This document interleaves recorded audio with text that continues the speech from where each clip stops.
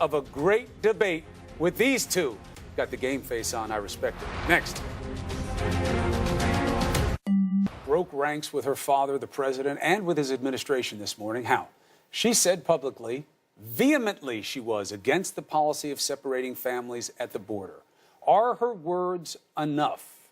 The setting for our great debate with Angela Rye and Jason Miller. Angela, is it enough? It absolutely is not enough, Chris. To your point before we went to break, Ivanka has a formal, official role in the president's White House. She has an obligation to not only tell her father the truth, but also her boss, the man who's serving as commander-in-chief. Because you had a few sleepless nights, because it troubled your spirit and your heart, and you did not take the necessary actions to stop him in his tracks, to reverse course on policy, to tell them how damaging this is going to be, not only for, Americans everywhere, all over the world who are looked upon crazy at this point, but also for the kids who, frankly, have been traumatized by this. So I would tell Ivanka, if, you talked about she has her father's ear. Let's say that on this particular issue she doesn't. Well, she now has an obligation to solve for what's happened, and she can do that very simply, Chris. There are two entities that are raising funds, and I would tell this to the viewers as well, Flights to Reunite and Kids in Need of Defense. They can go and donate money to ensure that no other family member is deported without their children. At this point, up to 463 adults have been deported without their children, and that's a shame. All right. Jason, the other side. Yeah, and Chris, I got to give Ivanka credit this morning. I was at the event with her. I was sitting about 20 feet away, and it was a workforce event where she was talking about all the great things the administration's doing for the economy and for training workers for the future. In fact, Mike Allen with Axios, who is the organizer of the event, said she was the biggest draw they've ever had, even bigger than Bill Gates, bigger than Michelle Obama. So it was a really good job. And for about 29 minutes of the event, they were talking about the economy. And then the final question came around to the high point and low point, and Mike offered up the low point, and Ivanka weighed in on the immigration front. And after she talked about families being separated at the border, which along with, I believe the number is like 88% of people in the United States, she said she wants to see families kept together, which I believe they should be kept together until if they're trying to come into the country illegally, until they're processed and then deported and sent back to the country that they're trying to come from if they don't try to come in through the proper channels. And then she gave what I thought was a very strong answer for Ivanka, a much stronger answer than I would have thought, saying that it's wrong that so many of these kids are being brought in through coyotes and traffickers. Yeah, let's play things like that. Here's what Ivanka said that Jason says was a good answer. Here it is. You're going to play the full answer? Okay. Yeah, the part you like. We are a country of laws. We have to be very careful about incentivizing behavior that puts children at risk of being trafficked, at risk of entering this country with coyotes or making an incredibly dangerous journey alone. Now, Jason, here's my problem with this soundbite. It makes no sense to me. No. You separate the kids is the problem for the kids. That's the trauma to the kids. The coyotes and all these other things, you're not incentivizing them to do that by splitting up kids on the border.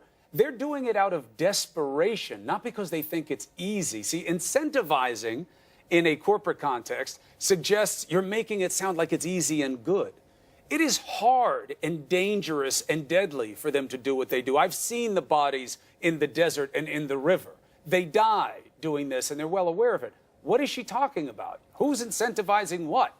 Chris, I think it's very clear what she's talking about. She's saying that we're a country of laws, that we have to have a border that we enforce, and that if we're sending a message, then it's not her low point. Hold on, let me saying that if folks are trying to come through, trying to cross into the United States, and they're not going through an official port of entry, and they're trying to enter illegally, and we don't deport them back to the country that they're coming from, that we're sending the signal to the rest of. But we do. But that's the thing, Jason. Let me bounce it over to you now. But hold on. I got to answer the point here. She's making the point that we have to go and finish that process and Jason, actually enforce our border laws. Let's bounce it to Angela, because I don't see the logic in it. Angela, we do deport people who come. There is no logic in it, and let me just say this. If this is going to be called a great debate, Chris, my expectation would be that the other debater does not continue to repeat oneself in expectation for us to finally agree. The bottom line is this.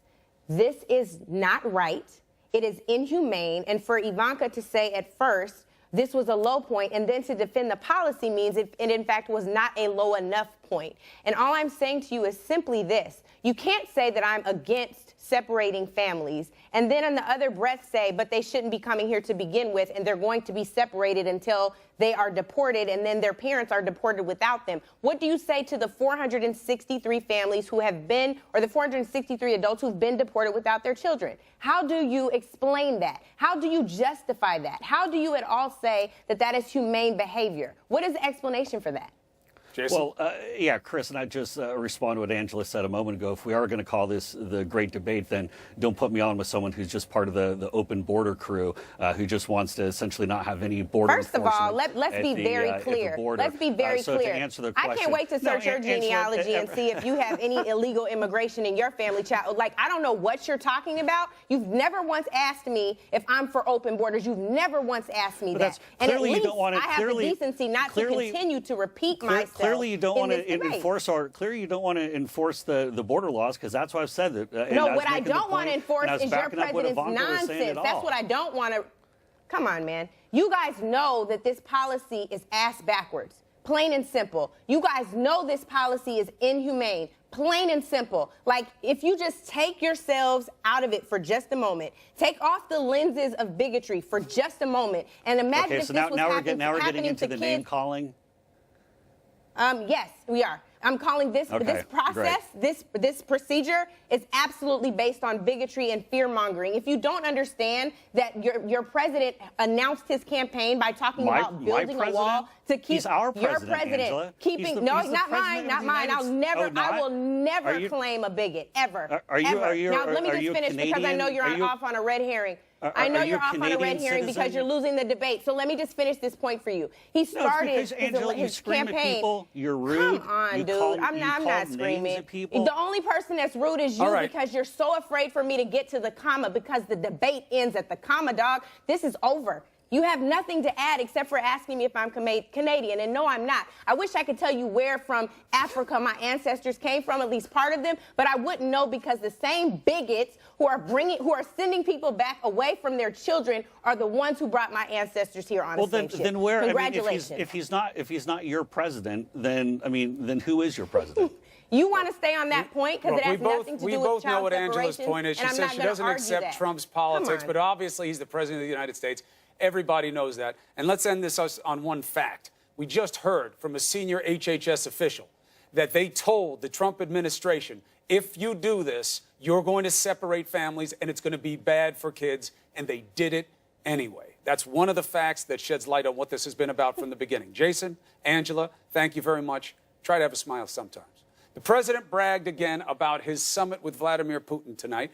But more than 2 weeks later, even the nation's senior-most intelligence official still doesn't know what happened in the meeting between the two men.